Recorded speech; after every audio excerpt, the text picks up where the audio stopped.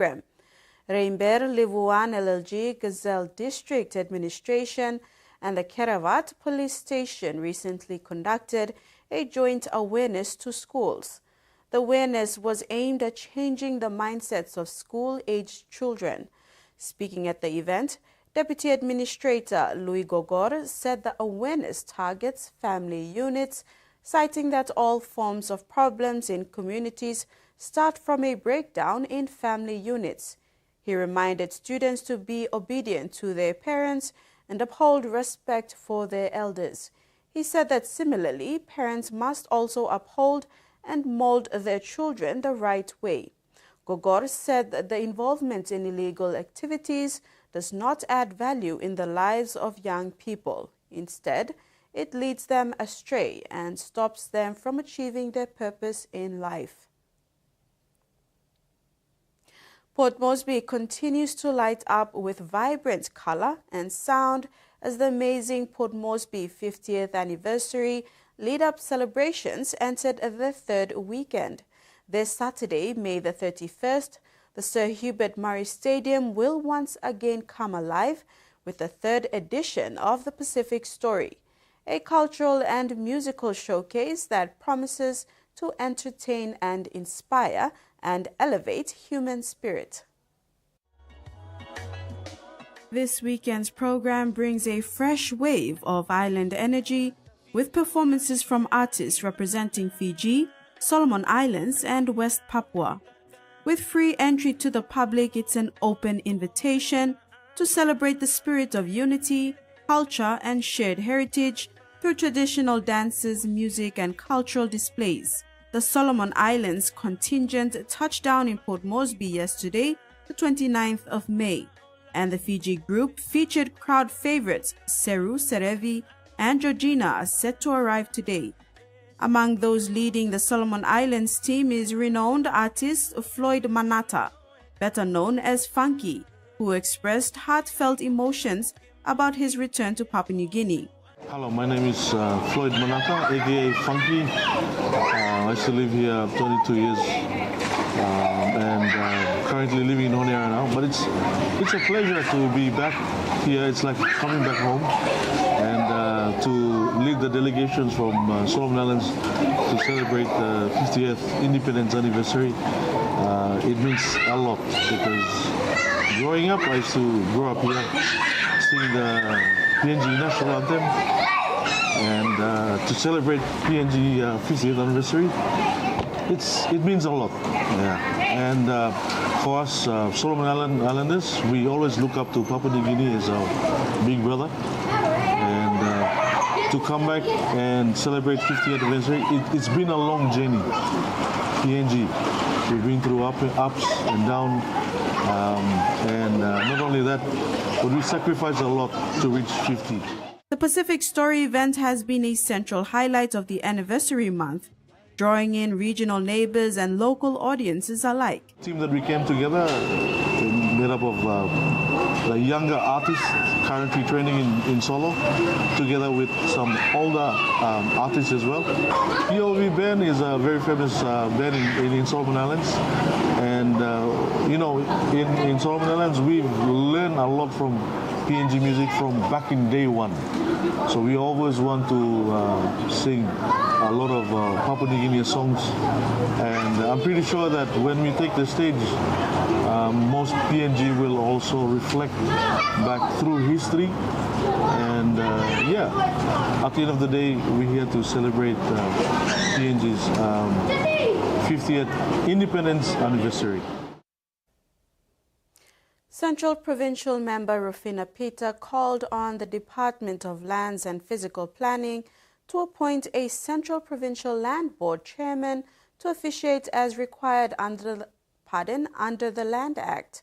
Whilst the Central Provincial Board members were sworn in last week, Central Province needs the Lands Board, as both boards are fundamental to integrate and coherent land development.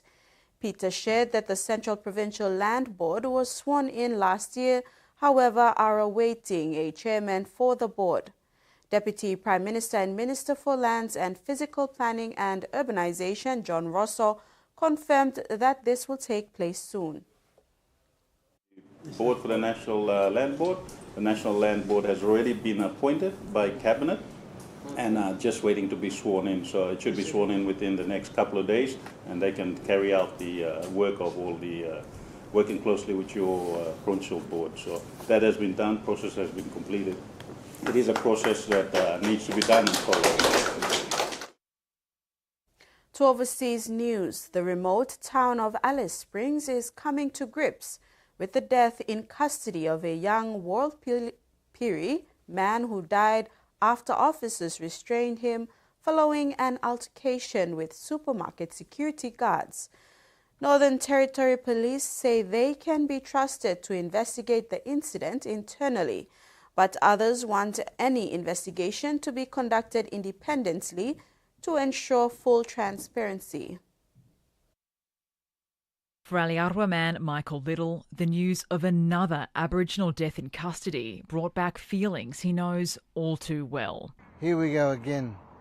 The town's at breaking point, and there's so much sadness and chaos happening around Alice Springs, and something like this magnitude the residents of Alice Springs could ill afford. Like many others in Central Australia, memories of the 2019 police shooting death of Kumanjai Walker in Yuendumu remain fresh in his mind. The sadness and the anger, what happens when there's been a death in custody. And it's sad to say that it's happened on our front door again. This death is an absolute indictment on the fact that nothing has changed, and Aboriginal people in Central Australia continue to be very vulnerable at the hands of police. With no confirmed cause of death from the initial autopsy, details are still emerging about how exactly a trip to the supermarket escalated into a confrontation with officers that left the 24-year-old Warlpiri man dead. Northern Territory Police say they have the appropriate guardrails to investigate the incident themselves, but others want any investigation to be conducted separately to ensure total independence. In the interest, I believe, of having some separation that calls for an independent investigation may be warranted. The young man had a disability and was living in supported accommodation in Alice Springs, sparking calls for more training for those on the front line. We need more training of staff and first responders so that they can better interact with community members with disability. Hopes for a way forward in a town that's hurting once again. A new exhibition at the National Gallery of Australia is charting the influence of groundbreaking European artists on Australian art. More than 80 iconic works on loan from a German gallery are hung with items from the NGA's own collection, showing how art was transformed in the 20th century. As family trees go, it's a complex one. It includes some big names like Cézanne and, of course, Picasso. Those art legends might have been oceans away, but they still helped kickstart Australia's modernist movement in the early 20th century, a time of social and cultural upheaval. Having that sort of speed of things going across the globe meant that Australian art really evolved in parallel to that of Europe. The National Gallery has charted the influence of these European icons on expats and then on local contemporaries in an exhibition of 170 works from both continents. Highlighting the great inspiration from European masters and the ripple effects on Australian art. Those ripples emerging from the increased pace of migration, both permanent and temporary. Whether it's Australian artists heading over to Europe and seeing work in the flesh, or European artists coming to Australia, with the major events of the 20th century. The European collection has come from Berlin's Museum Berggruen, its curator surprised by just how much the two bodies of work have in common. And also to see what the Australian artist made out of it, because that's also important. Influence means you get an idea from somewhere, but then you create something of your own out of it. Perhaps a metaphor for Australia itself. The exhibition opens this weekend and runs until September. Back home in sports, The National Capital District Schools Rugby League is taking significant steps to ensure the safety of its players in the upcoming 2025 season by mandating medical clearances for all participants. Only students who have successfully undergone medical checks will be allowed to compete, with 3,000 players currently eligible. This initiative has been supported by the CEO of PNG Rugby Football League, Stanley Hondina, who has facilitated the coverage of medical check costs through Test-Up Medical Center. The league emphasizes that player safety is of utmost importance, and only medically clearly participants will be permitted to engage in the competition. This proactive approach by the NCD Schools Rugby League reflects a commitment to the health and safety of all student athletes, ensuring a safer sporting environment for everyone involved. That ends the news update. Do join us at 6 tonight for the main bulletin.